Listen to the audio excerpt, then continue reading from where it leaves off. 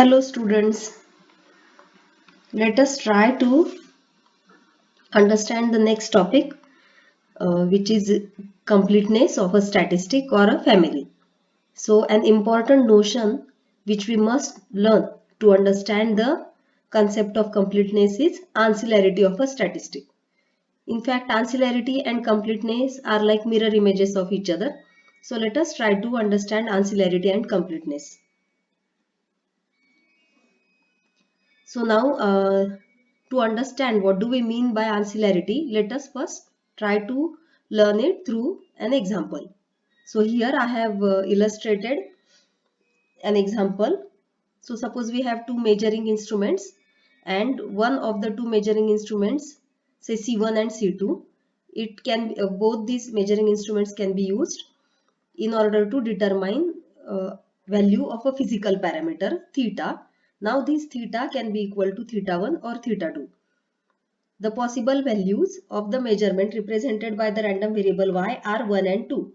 So it's like uh, I can use the instrument C1 and it can give me the value as 1 and 2, and I can use the instrument C2 and that also may give me the values as 1 and 2. So the possible values are 1 and 2, but the probabilities are different. So suppose the true value of the parameter is theta 2, and then suppose we are using the instrument C1, that is first instrument, then the probability that C1 will give you the measurement as 1 is 1, and uh, suppose if C1 is used and the true parameter value is theta 1, then C1 will yield the value as 2 with probability 1. So it's like if it is theta 2, it gives all the weightage to value 1. Means similarly, if C1 is used and if the true parameter value is theta 2, then the probability that y equal to 2 will be 0. Similarly here, if C1 is used and theta 1 is the true parameter value, then probability that y equal to 1 will be 0. So similarly, if C2 is used and the true parameter value is theta 2, then the probability that y equal to 1 is 0.01, and similarly this is 0.01. So this is how the probabilities are. So now in the experiment consists of choosing an instrument at random, where now the choice of the instruments, so these are the probabilities associated with these instruments. So probability that C1 will be selected is 90% and probability that C2 will be selected is 10%. So 90% of the time C1 will be selected and 10% of the time C2 will be selected. And when C1 is selected and if theta is equal to theta 2, then this is how it is. So now I hope you have understood the model here. So two measuring instruments are available. One of them is to be used to measure the value of a physical parameter, and the physical parameter again takes two possible values. So this is how it is. So notice that here the choice of measuring instrument does not depend on theta. This does not depend on theta. It is 90%, this is 10%. But it definitely influences the process of estimation of theta, because whether you have used C1 or C2, it is going to decide which model or which of these probabilities is applicable in the setup. So here we are dealing with random variable y, but C also the random variable C, we can say, where C indicates the choice of the measurement, that random variable also matters. So in fact, in this setup, Y and C will be jointly sufficient for estimating theta. If you try to understand this setup carefully, you will realize that the choice of the instrument and the random variable both are jointly sufficient for estimation of for theta. So let us now try to define ancillary statistic. So such a kind of statistic where this, for example, this C. So such a kind of statistic whose distribution does not depend on theta is referred to usually as ancillary statistic. So a statistic Vx is said to be ancillary if its distribution does not depend on theta. So now, does it mean that any statistic is ancillary? For example, suppose x follows normal 0, 1. So x doesn't depend on theta. So is it ancillary? But there is no theta in that model, isn't it? X follows normal 0, 1. So there is no parameter involved. So there is no estimation. So there is no statistic needed. So this setup, what is the meaning of this setup? It means that you are dealing with a model, probability model, or a distribution where the indexing parameter is theta, but you come up with a statistic, means a function of observation, sample observations, such that the distribution of that statistic is free from theta. So such a statistic carries no information about the indexing parameter since its distribution is free from theta. See what will happen if the distribution is free from theta. What do we do with the statistic? Why are we interested in all these statistics which we have studied so far? Sufficient statistic, minimal sufficient statistic. So we want to use it to create an estimator of the parameter. So now if a statistic has a distribution which is free from theta, how that statistic can be used directly to estimate theta, isn't it? You will need something in addition to that statistic to estimate theta, or to create an estimator based on that statistic. So directly such a statistic Vx cannot be used for estimation of theta, and so the word ancillary. That's why the term ancillary is introduced here. Now this is a very strict condition, isn't it? The distribution does not depend on theta. Means moments won't depend on theta, quantiles won't depend on theta, probability distribution means CDF won't depend on theta. So everything, whatever features are there associated with this statistic, whatever distributional properties you consider, those properties will not involve theta. But that won't be the case. Sorry. Now this is a very stringent condition.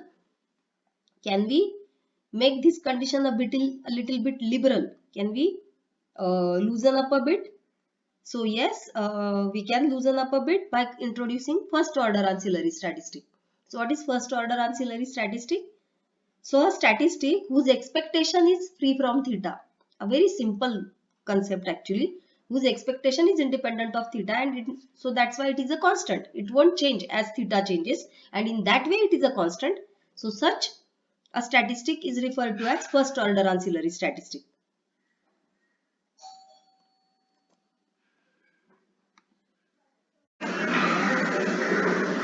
Thus, an ancillary statistic in itself doesn't contain any information about theta, but the minimal sufficient statistics may still contain much ancillary material.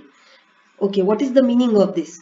So it means that, let us go back to this example. In this case, we said that Y and C, where C represents the choice of instrument. So Y and C will be sufficient for theta. So in fact, if you go on exploring, here Y and C are minimal sufficient for estimating theta. So the minimal sufficient statistic here, say T, which is the paired value Y and C. So here the T will be minimal sufficient statistic, and it contains the ancillary material which is C. So such a situation may arise where an ancillary statistic does not contain an ancillary statistic never contains any information about theta, but it may be a part of minimal sufficient statistic. So to understand this statement better, let us consider the next example.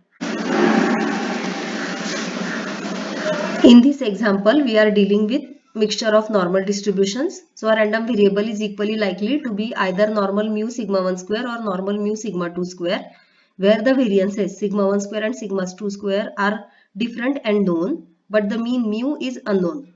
Now whether y is following the first distribution or the second distribution is indicated by a random variable c.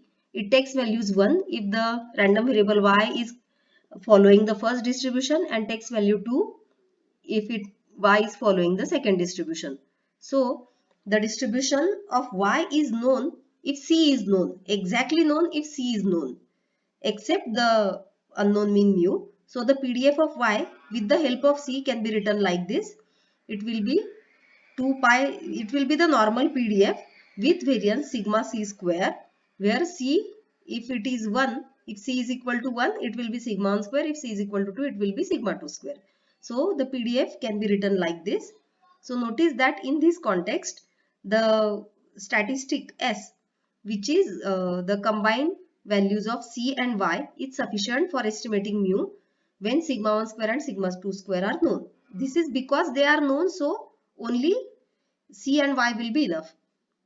So in this context, the indicator variable c, which takes these value 1 and 2 with same probability. So these probabilities are not depending on mu. So in this sense, the random variable c is ancillary statistic. Moreover, notice that this ancillary statistic is a part of sufficient statistic also. So one more definition of ancillary statistic I would like to mention here. So the definition goes like this, that if you have a sufficient statistic, say T star, where T star can be written as T and C. So where the means T star has two components, where the first component is T and the second component is C. So this first component T itself could be a vector. The second component C again may be a vector. So the second component C, if its distribution doesn't depend on theta, then this C is said to be ancillary statistic. So many a times what people do is, when they define ancillary statistic, in addition to the condition that its distribution should be free from theta, they also uh, impose a condition that it should be a part of sufficient statistic. Means it should be an element in the minimal sufficient, not minimal sufficient, but a sufficient statistic. So, but this kind of definition of ancillary statistic is not common. So let us stick to the most common way of defining ancillary statistic, which is here. So it is ancillary if its distribution doesn't depend on the unknown parameter. So now what it has to do with the completeness, and why do we need completeness? So far we have studied only sufficient statistic and minimal sufficient statistic. But an important step towards construction of an estimator based on this statistic is that the statistic involved should contain all the necessary information, and it should not contain any extra or unnecessary information. So this second expectation from the statistic, this second requirement of the statistic, that it should not contain any unnecessary element or any unnecessary component. So this is, or this requirement gets fulfilled through the notion of completeness, and that's why the concept of completeness of a statistic is very important before constructing estimators.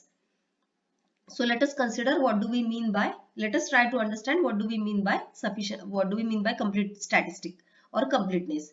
So suppose T is a sufficient statistic, then we know that it is most successful in reducing the data when it will happen, when the sufficient statistic will contain maximum possible information, or it will contain most possible data reduction. So it will contain, or it will carry out most possible data reduction if any, or if no non-constant function of t is ancillary or even first order ancillary. What is the meaning of this? It means that if I take any function of t, again its distribution is going to be dependent on theta. That is what we mean by ancillary statistic. Non-ancillary statistic, sorry. Means what? If a statistic is really good for estimating theta, then any function of the statistic also should give you some information about the parameter theta. That is what you expect from a good statistic. So suppose you are dealing with a sufficient statistic t. Consider any function of this statistic, say gt. So what do we expect? If the statistic t is really good, its function will also be good for estimating theta. Means at least what you don't expect is that this function should not be having distribution free from theta. So this is the meaning of this statement. No non-constant. See, if you define a function gt such that gt is equal to a constant, say k, for every possible values of t, Then because it is constant, so expectation will be constant. Distribution may be free from theta. So such a function we are not considering. So we are considering all the functions of the statistic t which are non-constant. So all such non-constant functions should not be ancillary, or they should not be even first order ancillary. Means what? Their expectations should not be independent of theta. So if I take a function of statistic, sufficient statistic, say gt, then expectation of gt should depend on theta. That is what we require of the sufficient statistic. So consider expectation of a function of t, say gt. So if this gt is a constant, then what should happen? Suppose you come up with a function of statistic t whose expectation is a constant. Then what we want is, or what we desire from the statistic is, this function itself should be a constant. Means if the expectation of the function of statistic is a constant independent of theta, then the function itself should be a constant if this is the with probability 1. So if this is the case, then the statistic is said to be complete statistic. Now this constant can be any value. So just for the sake of simplicity, one can choose the constant to be equal to 0. Or what you can do is, if you have this setup, then you can simply say expectation of gt minus c is equal to 0. So this c you can take on the left hand side, so that your new function of t will be simply gt minus the old function minus the constant. So just for the sake of simplicity, this condition is written like this. So if there exists a function of statistic t whose expectation is 0 for every theta in the parameter space, then the function itself is 0 with probability. This is a function, t is a random variable. So it will change. This gt will change as t changes. So because t is random, gt is going to be random, and so having gt is equal to 0 just for one value of t won't be enough. Instead, we should have a probability attached to this condition. So gt is equal to 0 with probability 1. So if that is the case, then such a statistic t is said to be complete statistic. So this is the logic behind the definition of completeness. What do we want from completeness is that the statistic should have all necessary information and it should not have any extra information, in the sense that if you consider any function of the statistic, then that function's expectation should depend on theta. And if that is not happening, suppose the expectation is not depending on theta, the expectation is a constant, then the function itself should be that constant. So without losing generality, this constant is chosen to be 0.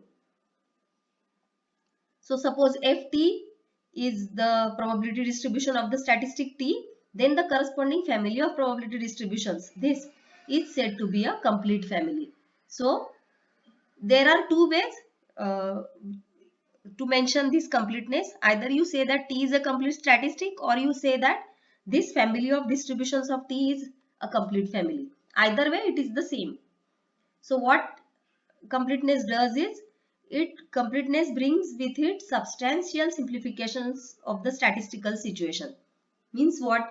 Means sufficiency already extracts the necessary information, isn't it? Sufficiency, when you consider a sufficient statistic in a given setup, you have already extracted minimum required information from the data. When you say suppose minimal sufficient statistic, then you have already extracted minimal sufficient information required for estimating theta through that statistic. But one also wants a guarantee or assurance that that minimal sufficient statistic does not contain unnecessary information or unnecessary elements. So this assurance is provided through completeness.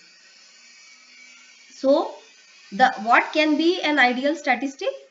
One, after learning completeness, you will realize that an ideal statistic will be a statistic which has minimal sufficiency and completeness both.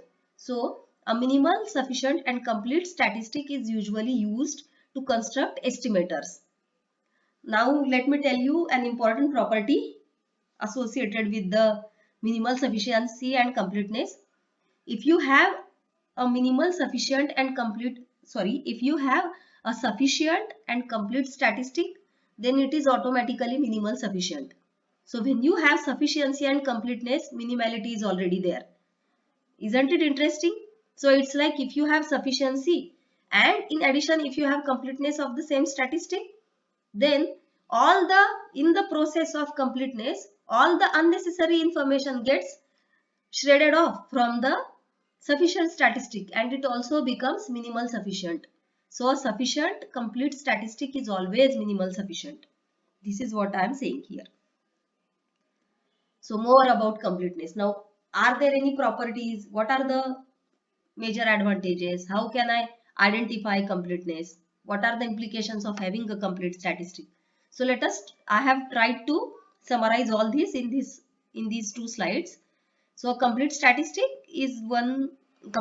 statistic is one that contains exactly all the information about theta in X. That is, it contains no redundant information about theta, since every feature ft of t has information about theta. Instead of feature, you can use the word function. So every function ft of t has information about theta.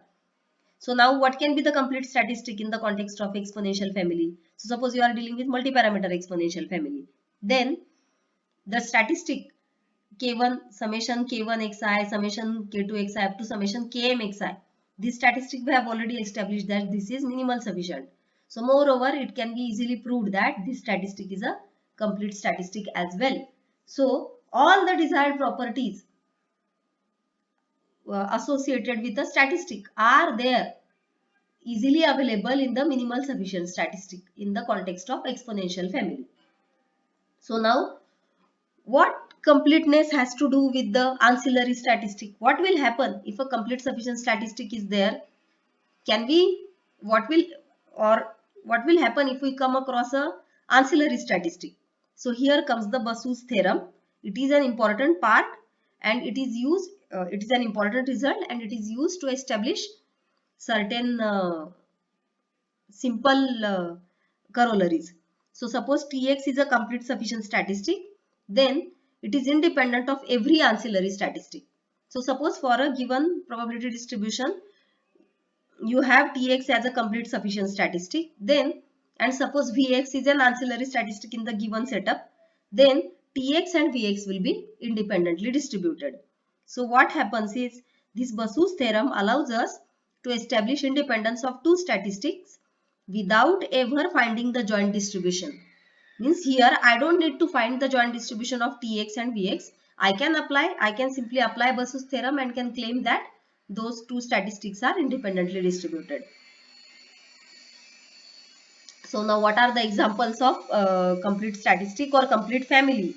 So suppose X follows uniform 0 theta. Can we say that X is a complete statistic here? So yes, X follows uniform 0 theta means indirectly we are dealing with a family of distributions like this. So yes, it is a complete family. Similarly, Poisson theta greater than 0 is a complete family. Normal theta 1 is a complete family. Normal 0 sigma square is a complete family. But now instead of uniform 0 theta greater than 0, I am imposing a condition on this theta, say theta greater than theta naught. Then this is not a complete family. So here I have listed only examples of families of distributions which are either complete or not complete. Now there are statistics associated with these families which are either complete or not complete. So suppose you are sampling from uniform 0 theta. Then you know that the minimal sufficient statistic is the maximum of the observations. So it is a complete statistic as well. In case of Poisson, summation xi is minimal sufficient. Since it is a member of exponential family, it is a complete statistic as well. In case of normal theta 1, again summation xi is a complete statistic. In case of normal 0 sigma square, summation xi square will be a complete statistic likewise. So this is how complete statistics can also be easily identified. So now how do you prove that a statistic is complete or not? And how do we prove whether a family is complete or not? So for this, let us consider more examples in the next lecture.